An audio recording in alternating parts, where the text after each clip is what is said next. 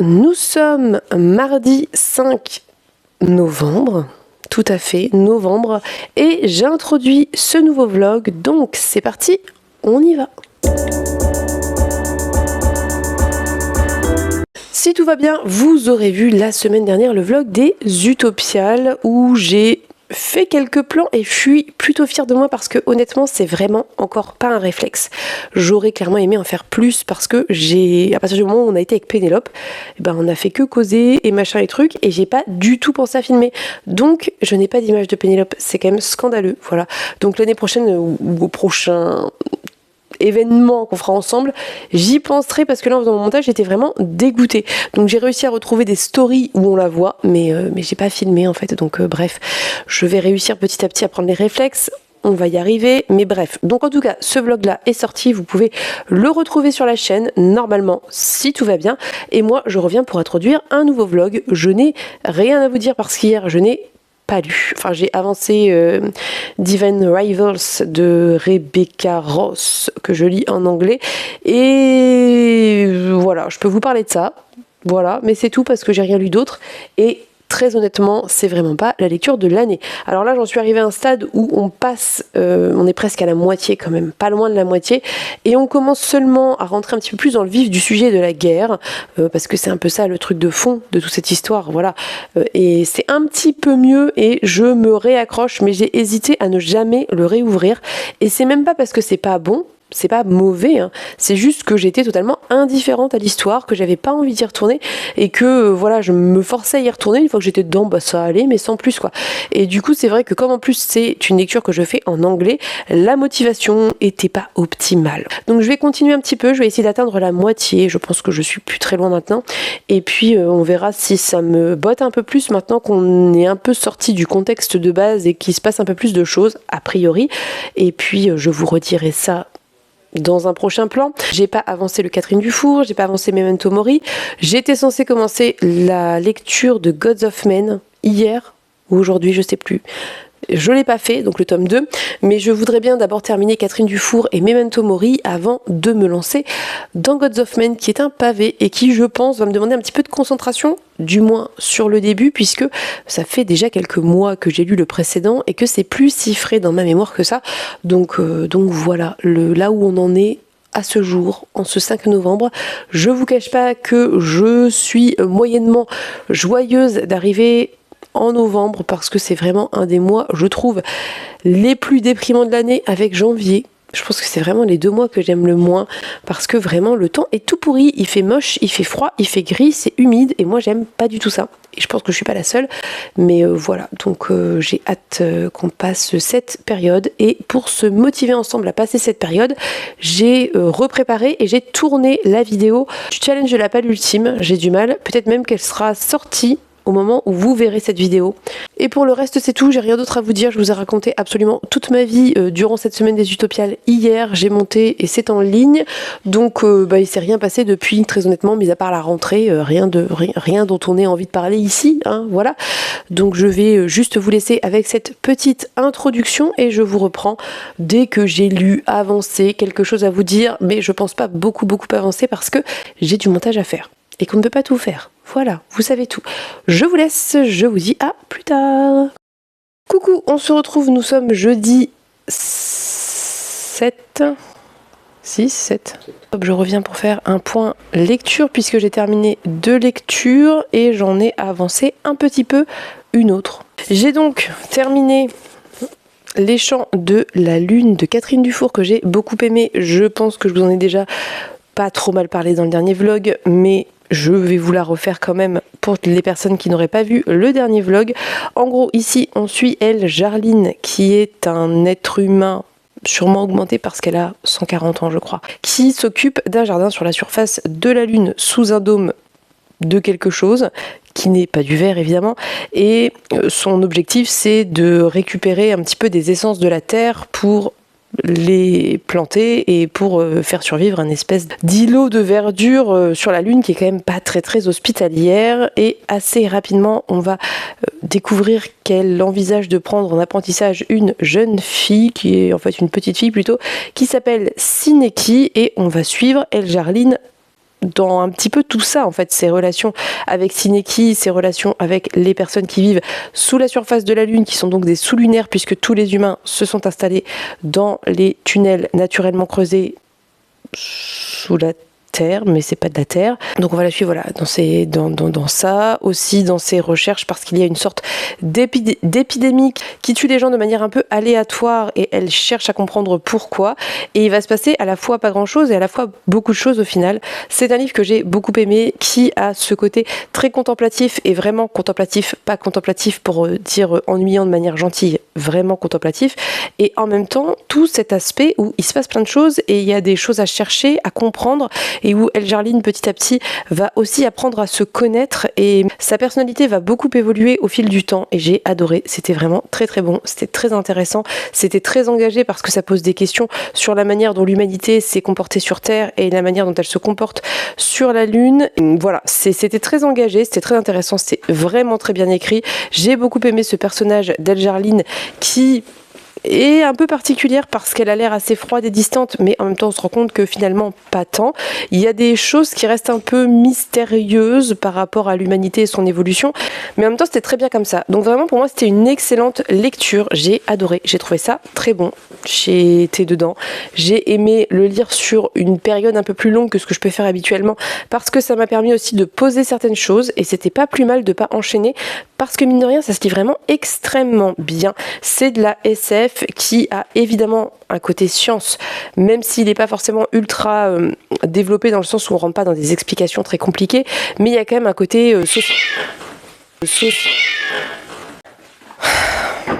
il y a un côté sociologique et humain qui est aussi très important et qui revient un petit peu sur ce qui a pu se passer sur Terre. Et bref, c'est d'actualité, c'est intelligent, c'est bien écrit, c'est prenant et j'ai très envie de découvrir plus de Catherine Dufour parce que j'ai découvert en fait en recevant ce service de presse cette autrice alors qu'elle a été assez prolifique et qu'il y a plein de livres d'elle à découvrir, que ça soit en science-fiction et en fantasy. Donc je vais me faire un plaisir de découvrir un petit peu tout ça et je vous en reparlerai. Vous savez peut-être, mais j'en ai pris un de fantasy aux Utopiales qui a l'air aussi assez engagé, donc très hâte de continuer la découverte de cette autrice. Le livre que j'ai terminé hier soir, c'est Memento Mori, qui est donc l'anthologie des Imaginales de 2024, qui était un très bon ouvrage. Je pense que en termes d'anthologie, c'est celle qui est la plus équilibrée de toutes celles que j'ai pu lire concernant les nouvelles, c'est-à-dire qu'il n'y en a aucune que j'ai franchement pas du tout aimée et elles étaient toutes équivalentes, toutes intéressantes, très bien choisies, très bien sélectionnées.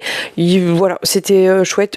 J'ai assez longuement la dernière fois développé les nouvelles qui étaient dedans. Je vais pas forcément le refaire ici. J'ai beaucoup aimé la nouvelle de David Brie qui était assez surprenante et intéressante avec un trope que moi j'aime bien qui est les gens qui vivent dans des univers numérique. J'ai beaucoup aimé la nouvelle Apparence du pire de Plume des Cerves qui était aussi très intéressante parce que ça posait la question des rapports d'emprise, des rapports violents entre humains et comment, je vous en ai déjà parlé, hein, c'est un truc que je trouve assez intéressant, les harcelés ou les personnes qui ont subi des violences peuvent à leur tour être celles et ceux qui deviennent les harceleurs. Et j'ai été très agréablement surprise par la nouvelle d'Ala Damasio qui s'appelle Le Trépasseur, le Tlot et la Grenade, qui était très surprenante, avec des références pop culture, ce qui m'a un peu surprise, je vous avoue, parce que voilà, je sais pas pourquoi, mais ça m'a surprise. Et j'ai beaucoup aimé. Elle était peut-être un peu plus longue que les autres, mais ma foi, fort intéressante et bien écrite. Donc excellent recueil de nouvelles, excellente anthologie que je ne peux que vous recommander, qui pour moi est la plus équilibrée de toutes celles que j'ai pu lire, qui respectent tout le thème, chacune à leur manière, et c'était vraiment très très bon. J'ai beaucoup aimé. Voilà. Je ne vais pas forcément plus m'étendre. J'ai avancé un tout petit peu la dernière saison de Selim, toujours de Pascal Quivigé, puisque je l'avais laissé en partant aux Utopiales et que je ne l'avais pas repris. Il me reste pas grand chose, hein. Il me reste moins de 200 pages maintenant. J'aime énormément, j'aime moins que Pierre d'Angle, mais j'aime énormément. Je trouve que c'est, on retrouve la plume qu'on aime en fait de Pascal Quivigé, c'est-à-dire cette plume qui est à la fois très travaillée, mais qui a des côtés aussi assez spontanés, naturels, avec des personnages qui parlent parfois très bien et parfois qui sont surprenants cependant par le prosaïsme de certaines de leurs répliques, avec des relations qui sont bien développées, intéressantes, et certaines que l'on découvre, mais d'autres qui sont dans la continuité de Pierre d'Angle. Donc vraiment, c'est un très bon bouquin que j'aime beaucoup. C'est un peu dommage que je le fragmente autant, mais en même temps, c'est pas très compliqué à suivre, donc c'est pas dérangeant non plus. J'aurais juste aimé le terminer en octobre, mais écoutez, je vais le terminer, je vous en reparlerai. J'aimerais bien le terminer pour attaquer le tome 2 de Gods of Men, puisque Natcha l'a commencé et qu'Emeline va le commencer bientôt, et que c'est un beau bébé, donc ça serait bien que je m'y mette. Mais je vais d'abord terminer ça et je vous en reparlerai normalement très bientôt, cette semaine, si tout va bien. Voilà pour mon petit point lecture. J'ai aussi avancé sur Liseuse la lecture de Divine Rivals de Rebecca Ross, toujours, je sais jamais comment elle s'appelle, qui est toujours sans pas sans plus. Voilà, très honnêtement, je peux pas dire que c'est mauvais, ça l'est pas. Il y a des choses intéressantes, ça parle de guerre, ça parle de l'absurdité de la guerre et de ce qui peut se passer sur le front. Mais en même temps, je suis pas non plus à fond dedans. Voilà, je trouve ça sympa sans plus. Si je sais pas, honnêtement je pense que j'aurais pu juste le reposer et jamais le reprendre, ça m'aurait pas dérangé, mais vu que c'est ma lecture numérique et que j'ai beaucoup de mal à abandonner, j'ai plus de mal à abandonner mes lectures numériques que papier, me demandez pas, je continue, et puis en même temps c'est pas non plus déplaisant, ça se lit bien, c'est assez facile, je trouve que le niveau d'anglais est pas très difficile, et voilà, donc je le continue, je suis à la moitié, j'espère que je réussirai à le terminer un jour parce que j'aimerais beaucoup attaquer autre chose en anglais, et je pense notamment évidemment au Tiffany McDaniel qui m'attend sagement dans ma pile à lire. Donc nous verrons bien comment ça se goupille, mais j'aimerais bien terminer ça. Et en numérique, j'aimerais bien attaquer Simca, d'Oriane Velten, qui traîne depuis bien trop longtemps sur ma liseuse et que j'ai très envie de lire, que j'avais très brièvement attaqué il y a quelques temps maintenant. Je pense qu'il va falloir que je le reprenne du début, très honnêtement, mais voilà. J'ai pas grand chose à ajouter concernant mes lectures. Donc je vais vous laisser pour ce point lecture. Je vous reprends dès que j'ai quelque chose à vous dire, je ne sais pas quand, probablement demain. Et puis on verra si j'ai réussi à terminer le Pascal qui vigeait. Ce serait vraiment très très chouette. Coucou, nous sommes le 12 novembre. Je vous reprends pour un point lecture. Je ne vous ai absolument pas pris du week-end. Parce que voilà, je sais pas, parce qu'il fallait que je me motive et que j'étais pas motivée à filmer, mais écoutez, j'ai vraiment beaucoup lu. Voilà, et il y en a un qui est pas là puisque je l'ai rendu à la bibliothèque. Donc on va se faire un petit point par ordre peut-être de lecture. Je vais commencer avec la dernière saison de Selim que j'ai ramenée à la bibliothèque samedi. Donc je l'ai terminée, je l'ai beaucoup aimé, je l'ai moins aimé que Pierre d'Angle. J'ai trouvé qu'il avait, je sais pas, plus de défauts peut-être, peut-être pas, je sais pas trop vous dire, je sais pas trop pourquoi en fait, c'est un petit peu difficile à définir. Je pense que j'étais plus attachée au personnage de Pierre d'Angle, mais c'est logique parce que il y a 4 tomes et qu'on a le temps de s'attacher à eux, ce qui est forcément pas le cas dans un one shot. Pour autant, c'était hyper intéressant. Je ne suis encore une fois pas certaine qu'il n'y ait pas des très gros clichés concernant le Moyen-Orient et les cultures orientales, arabo-orientales, je sais pas comment dire, mais parce que c'est clairement inspiré. C'est possible qu'il y ait des gros clichés. Si c'est quelque chose qui vous déplaît, je sais pas s'il faut y aller. Je peux pas trop vous dire. Par contre, si vous êtes concerné et que vous avez un point de vue sur le sujet, ça m'intéresse. Je reste un peu méfiante par rapport à ça. Si je me concentre sur l'aventure et les personnages, j'ai beaucoup aimé les personnages, j'ai beaucoup aimé redécouvrir des personnages qu'on connaissait déjà, mais d'un point de vue un petit peu différent. C'était plutôt chouette. Et puis l'aventure était cool. Il y avait des révélations, des plot twists, c'était surprenant, c'était bien mené, c'était intelligent, c'était bien écrit. Donc j'ai quand même aimé, mais j'ai moins aimé que Pierre d'Angle. Ça reste une très bonne lecture, je vous invite à le découvrir. Par contre, ne lisez pas la dernière saison de Selim avant Pierre d'Angle parce que ça vous spoilera pas franchement Pierre d'Angle, mais peut-être un petit peu par rapport à certains personnages forcément, et c'est peut-être un petit peu dommage. Donc je sais pas, à vous de voir. Moi je lirai d'abord Pierre d'Angle à votre place. Une longue épopée parce que je l'ai lu sur beaucoup trop longtemps, mais j'ai apprécié ma lecture, et puis la quitter et la reprendre n'était pas difficile, ce qui n'est pas toujours le cas et ce qui en général est plutôt bon signe. Alors ensuite j'ai pris Frisson, Homo, Hemlock de Catherine Ardenne. Je vous avais dit que c'est une des lectures que je voulais faire pour Halloween. Je ne l'ai pas directement fait pour Halloween. En même temps, pour Halloween, j'étais avec Emeline et Pénélope Voilà. Mais du coup, je l'ai sorti parce que j'ai dit que ma palle d'Halloween courait jusqu'au début du challenge de la palle ultime. D'ailleurs, si vous n'avez pas vu cette vidéo, allez la voir, voilà. Donc bref, je l'ai sorti et j'ai beaucoup aimé, c'était très chouette, c'était très spooky. Moi, j'étais pas sereine du tout, ça fait très bien le job sur moi, très honnêtement, mais je vous l'ai déjà dit, les fantômes et tout ça, moi, ça me fait flipper, c'est comme ça me fait peur. En tout cas, ça fonctionne bien sur moi et je trouve que Catherine Arden est vraiment très douée pour ça. Elle parvient vraiment à faire le taf avec efficacité, je pense qu'on peut dire. Donc ici, on retrouve Holly, donc Olivia, son papa et deux des personnages du précédent volume, et tout ce petit monde va partir à la montagne pour skier, sauf qu'il y a une grosse tempête de neige sur la route et que quand ils arrivent, ils sont totalement bloqués dans l'hôtel. Et évidemment, on est sur un hôtel un petit peu spooky puisque c'est un ancien orphelinat et qu'il y a des histoires pas très nettes autour de ça. C'était très efficace, ça fait peur, ça fonctionne bien. Et comme toujours, comme dans le précédent, et c'est ça que j'aime particulièrement, c'est que ça aborde des choses importantes autour du deuil puisque Holly a perdu sa maman, autour de l'amitié, autour de la famille, des relations adulte-enfant, enfin, ça aborde plein d'autres choses aussi. Alors peut-être un petit peu moins dans celui-ci dans la mesure où il y a des choses qui ont été réglées dans le précédent, mais ça reste bien fait, intelligent, très sensible, je pense très juste aussi. Donc ouais, vraiment c'était une très chouette lecture, j'ai beaucoup aimé, autant pour l'aventure que pour toutes les thématiques que ça pouvait aborder. L'écriture est hyper fluide, c'est à partir de 10 ans, donc vraiment ça se lit tout seul. Moi je l'ai lu en 2 sessions parce que je l'ai commencé le soir et que lire avec ma petite lampe, ma petite veilleuse la nuit, j'étais pas bien à l'aise, donc je l'ai fini le lendemain, mais vraiment très très très très chouette, j'aime vraiment beaucoup et ça me redonne encore plus envie de lire Requiem pour les fantômes de Catherine Arden parce que je pense que je suis assez sensible à la plume de cette autrice. J'avais beaucoup aimé la trilogie du Nuit d'hiver, donc je pense que je vais le sortir très bientôt. Ensuite, j'ai lu Les essaims de Chloé Chevalier et comme le dit très justement Emeline, il y a clairement des vibes Ursula K. Le Guin et c'était très chouette. Donc le résumé va être compliqué. Ici on est au sein du système Texi 221 et on nous dit l'existence des êtres vivants s'organise autour de la rotation.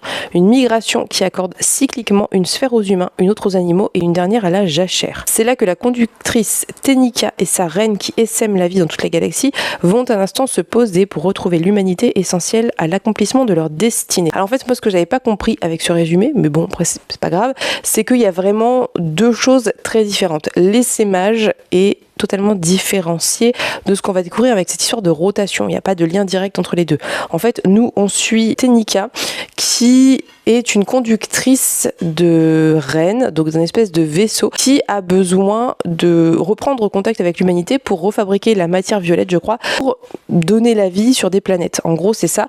Et Tenika, pour reprendre contact avec l'humanité, va se retrouver dans ce système, donc Texi 221, et va rencontrer ces humains qui vont être au moment de la rotation. Et c'était hyper intéressant, j'ai beaucoup aimé. En gros, on a vraiment 3 planètes et il y a 2 planètes habitées par les humains. Une qui va être celle aux animaux, en fait, elle est vraiment, il n'y a pas beaucoup de construction humaine, c'est beaucoup des cabanes. On est vraiment dans le rapport à la nature assez direct. Celle des humains qui est beaucoup plus moderne avec des villes, voilà, plus comme on pourrait connaître nous. C'est pas forcément hyper décrit, donc je vous en fais un plan un peu grossier.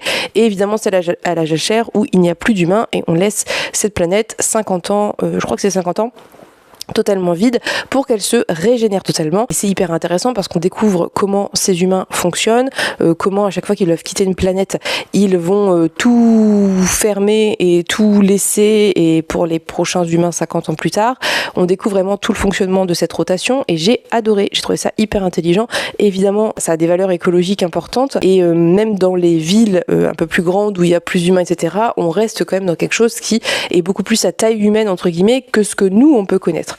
J'ai adoré tout ce fonctionnement de rotation, j'ai adoré découvrir aussi cette histoire d'essaimage, même si c'est très court, donc en fait ça pourrait être presque l'objet d'un livre à part entière. Il y a pour moi des vibes Becky Chambers dans ce bouquin, même si, encore une fois, c'est toute proportion gardée, ne vous attendez pas à retrouver du Becky Chambers. N'oubliez pas que Becky Chambers est unique, exceptionnelle en son genre et que vous ne retrouverez probablement jamais rien qui soit exactement pareil, mais il y a des vibes dans la mesure où on est quand même dans un futur très très lointain, où l'humanité a su évoluer, s'adapter à son environnement, enfin voilà, il y a quelque chose de ça que moi j'ai beaucoup aimé. D'ailleurs c'est vendu comme une utopie et c'est une utopie, c'est très positif, c'est très agréable, c'est intéressant. On découvre aussi Tenika en tant qu'individu, un petit peu son passé, un petit peu comment elle en arrive à être conductrice, son rapport aux autres humains, enfin voilà, c'était vraiment hyper chouette, hyper touchant, intéressant, intelligent et j'ai beaucoup aimé. J'ai eu un peu de mal à rentrer dedans, mais je pense que c'est totalement dû au fait que je l'ai attaqué dans le train pour les Utopiales et que j'étais claquée. C'était peut-être pas le meilleur moment parce que bien qu'il soit petit, c'est quand même assez riche, assez dense et ça demande une certaine concentration. Mais si vous cherchez une petite utopie qui peut pousser à la réflexion et qui a un vrai parti pris, des vrais engagements, allez-y parce que c'était super chouette. J'ai beaucoup aimé. J'ai l'impression d'oublier quelque chose dans mes lectures. Oui, j'ai attaqué, je vous le ferai à la fin. Je vais d'abord faire ce que j'ai terminé. J'ai aussi lu, commencé et terminé en 24 heures le Chrysanthème et le Papillon de Léo MX qu'il m'a directement envoyé en service de presse puisque c'est un ouvrage auto-édité. Et donc ici, on suit Anna qui a perdu sa sœur Ariane qui est morte le 14 juillet d'un accident et qui, qui ne va forcément pas bien. Elle est l'année du bac, donc elle est dans l'adolescence, elle est assez jeune et sa sœur a 1 an de plus qu'elle, donc elles étaient extrêmement proches, extrêmement liées. C'est très très difficile pour elle, d'autant que ses parents ont l'air de reprendre leur vie comme si de rien et qu'elle le vit extrêmement mal. Donc on va la suivre finalement un petit peu dans son nouveau quotidien, dans cette année de terminale très compliquée au début et ça va évoluer, dans la manière dont elle a changé aussi, parce que forcément il y a des choses qui ont changé dans sa vie, donc elle-même a changé, a évolué et donc dans ses relations amicales, amoureuses, avec ses parents, etc., etc. Et il y a tout un aspect fantastique où finalement, lorsqu'elle va s'endormir, à certains moments, pas toujours, elle va se retrouver dans l'outre-monde où elle retrouve sa sœur qui est un petit peu dans cette espèce de néant quelque part entre l'au-delà, voilà, et la vie. Je sais pas comment vous dire ça autrement. Voilà, je vais pas vous en dire plus. J'ai beaucoup aimé ce livre. Je l'ai beaucoup aimé parce que j'ai trouvé, alors déjà pour moi il y a des vibes un petit peu aux Amitiés fantômes de Morgan Stankiewicz par l'aspect évidemment deuil et surtout l'aspect perdre quelqu'un qu'on aime mais qui n'est pas son conjoint ou son enfant, qui est quand même ce qu'on retrouve le plus souvent. Là c'est sa sœur, dans les Amitiés fantômes c'était sa meilleure amie mais presque comme sa sœur. Donc il y a quelque chose d'un peu différent que je trouve très intéressant. Ça a aussi des vibes Morgan Stankiewicz parce que le deuil passe par cet aspect fantastique qui est très intéressant et qui pose des questions, et aussi évidemment parce qu'il y a un aspect queer très important et très développé. Donc vraiment c'était un très chouette livre. Je vais vous dire très rapidement ce qui m'a un peu moins convaincu et après je vais vous parler des thématiques. Vous allez voir, c'est somme toute assez rapide. J'ai peut-être été un petit peu moins convaincue par l'aspect outre-monde, peut-être parce que ça arrive un petit peu soudainement. J'ai trouvé que ça manquait peut-être un peu d'introduction ou de quelque chose qui faisait transition entre cette phase de vraie vie et de deuil et cette phase où elle va dans l'outre-monde. Peut-être que voilà, il me manquait un peu plus de transition, je pense. J'ai aussi été un petit peu moins convaincue par les passeurs qu'on retrouve dans l'outre-monde, qui sont donc ceux qui font passer les âmes. Ça semble logique, tout est dit dans le nom. J'ai trouvé que c'était un peu étrange qu'ils aient le vocabulaire et la manière de parler d'adolescents de la vraie vie, en sachant que ce sont des êtres immortels et qui sont bien plus vieux que ça. Donc j'ai été un peu déstabilisée peut-être par leur manière de parler à certains moments qui était beaucoup trop contemporaine à mon sens.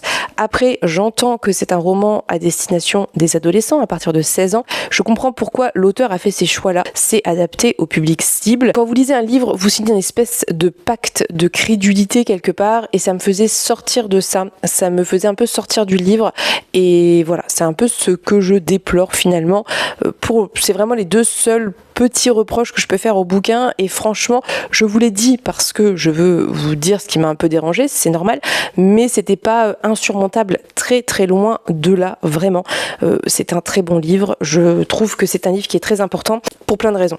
Il est très important parce qu'il va parler de deuil évidemment et que plein d'adolescents sont frappés par le deuil, que ce soit une sœur, un parent, un ami, peu importe, et que je trouve que c'est fait avec justesse et sensibilité et je trouve que le personnage d'Anna, qui a donc 17 ans, est extrêmement crédible. C'est une ado avec tout ce que ça peut avoir d'agaçant quand on est adulte, mais je trouve ça important justement de faire ce choix de rendre cet ado crédible et réel, d'une part parce que, encore une fois, le public cible c'est les ados et que faut bien qu'ils s'y retrouvent, et d'autre part parce que je trouve ça important en tant qu'adulte de ne pas oublier et de se remettre aussi dans l'état d'esprit qu'on pouvait avoir quand on était ado, de pas prendre les ados de haut avec leur manière de réagir, parce que les adolescents, même s'ils ont 17, 18, 20 ans parfois, eh bien ils sont encore en formation, hein, leur cerveau n'est pas totalement mature, et donc forcément ils ont des réactions parfois disproportionnées, parfois qu'on comprend pas, avec des des émotions très fortes, des colères très fortes, des tristesses très fortes, même si évidemment dans le cadre du deuil, évidemment qu'elle est triste, mais vous voyez ce que je veux dire,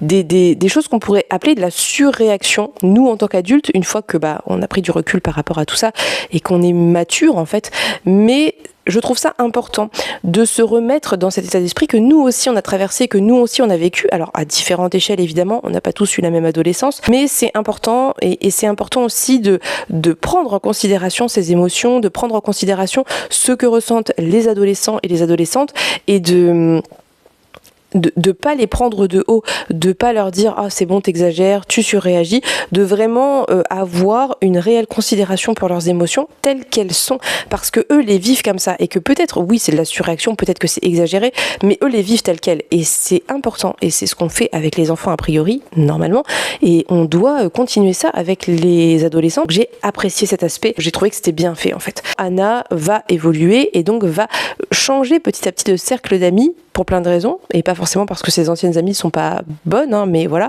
J'ai beaucoup aimé toutes les questions queer qui sont abordées. J'ai trouvé que l'auteur faisait un peu de pédagogie mine de rien et ça passait très bien sur les pronoms, sur la manière, enfin les questions d'identité en fait, d'identité de genre mais pas que, d'identité sexuelle, etc. Il fait ça très bien et je trouve que il y a quelque chose de très pédagogique qui est très intéressant et très important et du coup je pense qu'en ça, plein d'adolescents peuvent se retrouver dans ce bouquin et peuvent s'identifier. Donc c'est aussi pour ça que j'ai trouvé que c'était un très bon livre et en fait moi ce que j'ai préféré c'était tous ces aspects-là plus que l'aspect fantastique qui apporte dans une certaine mesure des questionnements et des choses par rapport au deuil mais qui pour moi étaient voilà, moi j'ai préféré le côté réalité mais d'ailleurs c'est celui qu'on voit le plus donc je ne sais pas, à vous de voir si vraiment vous avez envie et besoin d'un bouquin queer qui va bien traiter la chose, qui va être quand même relativement je pense réconfortant dans la mesure où il y a quand même cette bulle de safe entre ces ados, une bulle de safitude.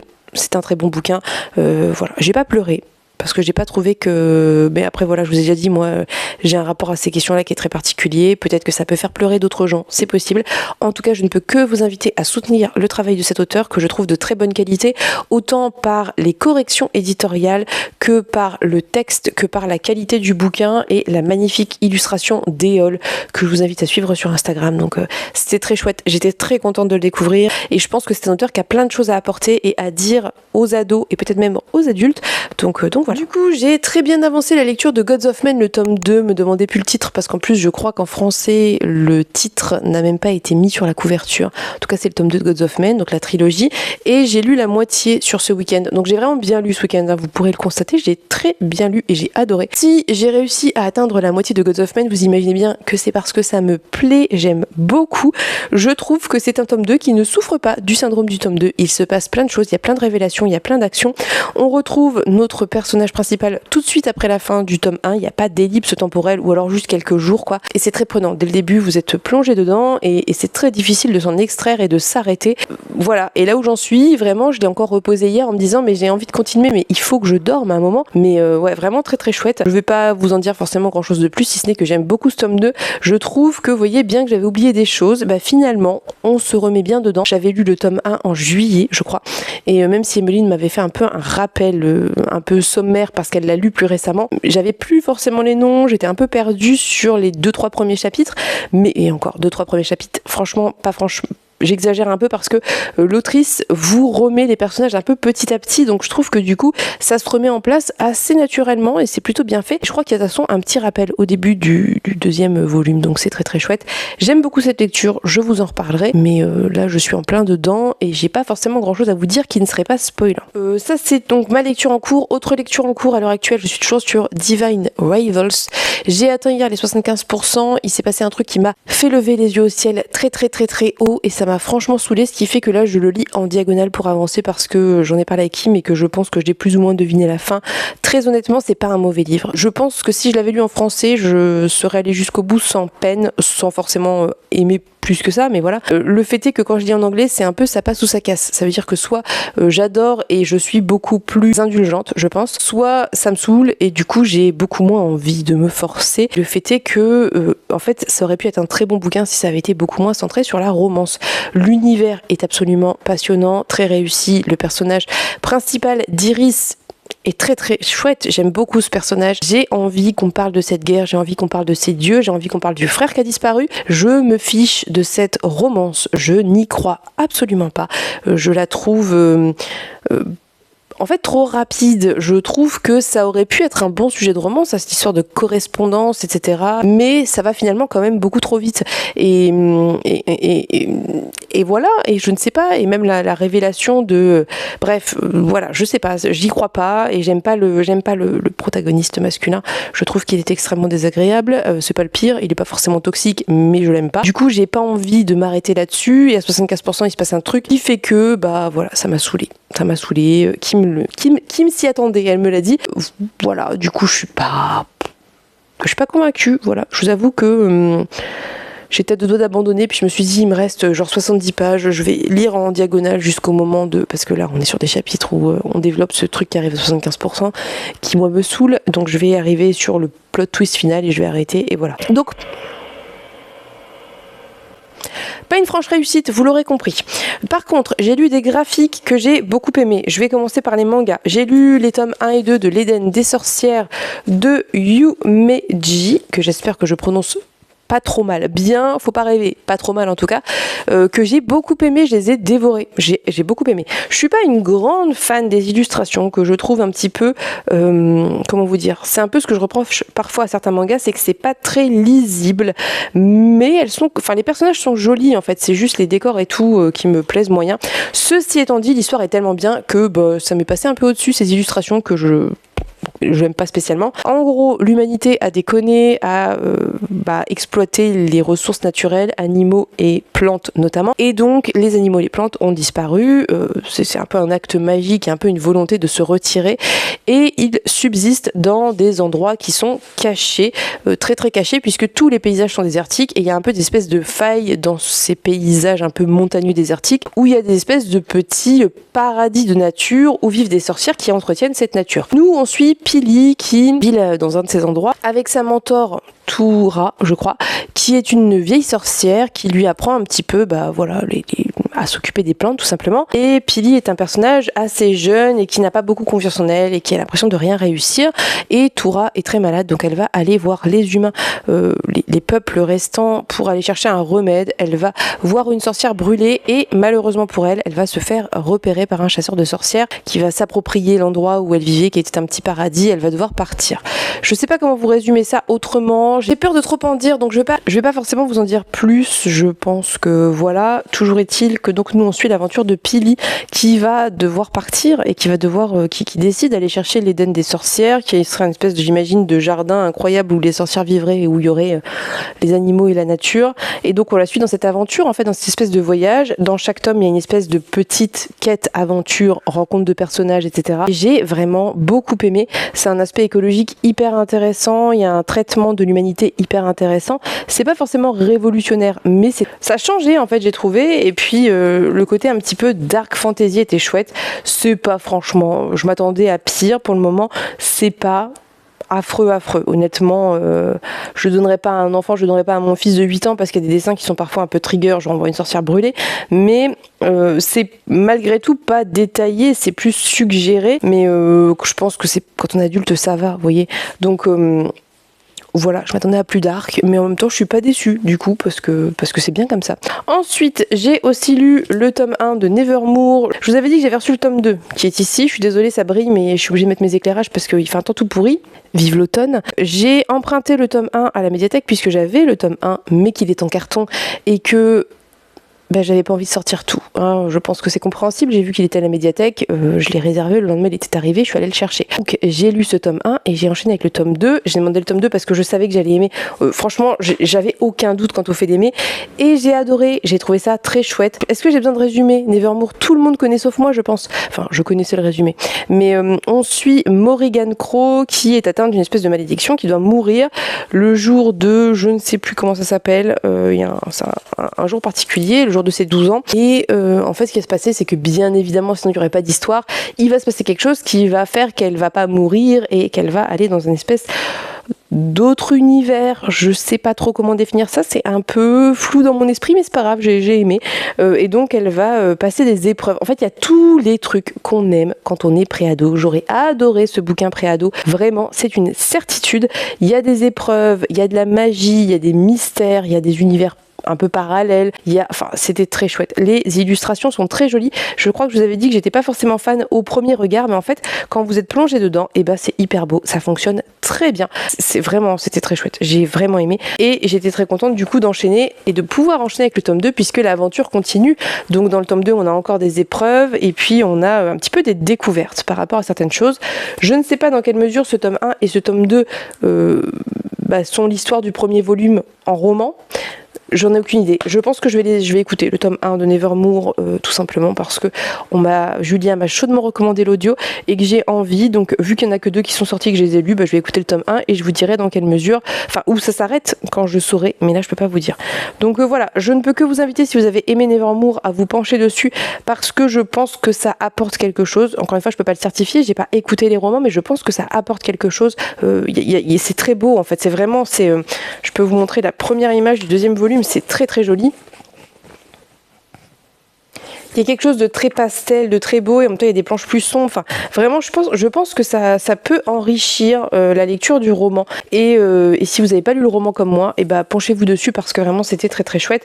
Donc c'est illustré par L'Hermenier et Laboureau. C'est publié chez Jungle et ouais, c'était vraiment une très bonne lecture. Je sais pas bien quoi vous en dire très honnêtement de plus, dans la mesure où j'ai pas envie de vous spoiler, comme je sais pas où ça s'arrête dans le roman, je veux pas trop vous en dire, mais c'est voilà, si vous avez envie d'un roman jeunesse qui vous replonge dans les vibes que vous aimiez quand vous étiez préado, vous ne pouvez que aimer Nevermoor, et si vous aimez les romans jeunesse en tant qu'adulte, allez-y parce que vraiment c'est un univers à part entière, il y a vraiment des trucs de magie géniaux, enfin c'est plein de mystères, c'était vraiment une très très bonne lecture. J'ai très envie d'attaquer le roman dès maintenant, mais j'ai un autre audio à terminer qui traîne depuis 6 mois, il faut vraiment que je me penche dessus. Voilà, du coup je pense que je vais clôturer le vlog là parce que c'est un vlog un peu particulier, j'ai très envie de remettre des plans dans mes vlogs, mais je suis partagée parce que d'un côté j'aime bien ça, j'aime bien insérer des plans dans mes vlogs, j'aime bien les re-regarder, vous voyez, je regarde les vieux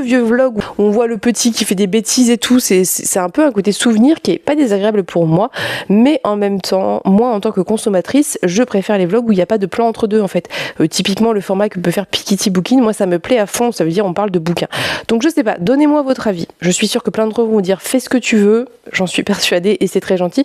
Si vous avez un avis, donnez-le moi. Si vous en fichez, vous pouvez me le dire aussi. Ça me va et puis je verrai, mais de toute façon je pense que je vais essayer de faire des vlogmas. Je ne promets rien mais je vais essayer, donc peut-être qu'à cette occasion je remettrai un peu plus de plans, mais bon voilà, je suis partagée, bref, vlog très particulier, format très particulier, mais je pense que là j'ai vraiment suffisamment de contenu, donc je vais vous laisser, je vais réintroduire un autre vlog et puis on verra quand ça sortira, en sachant qu'on est mardi, peut-être j'irai à filmer tous les jours, il y aura 2 vlogs cette semaine, je ne sais pas, nous verrons. Je vous remercie pour votre soutien, je vous remercie pour votre enthousiasme sur les dernières vidéos, ça me fait vraiment trop plaisir, j'ai très très hâte d'attaquer le challenge de la palle ultime et voilà, je suis très excitée, donc n'hésitez pas à aller voir cette vidéo si ça n'est pas fait, n'hésitez pas à me partager votre pile à lire si vous en avez fait une, que ce soit ici en commentaire ou sur Instagram, ça me fera plaisir, et normalement quand cette vidéo, ce vlog sortira, ma pile à lire sera en ligne. Bref, je vous souhaite à tous et toutes une très très belle journée, je vous fais de très gros bisous et on se dit à bientôt pour une prochaine vidéo. Bye bye.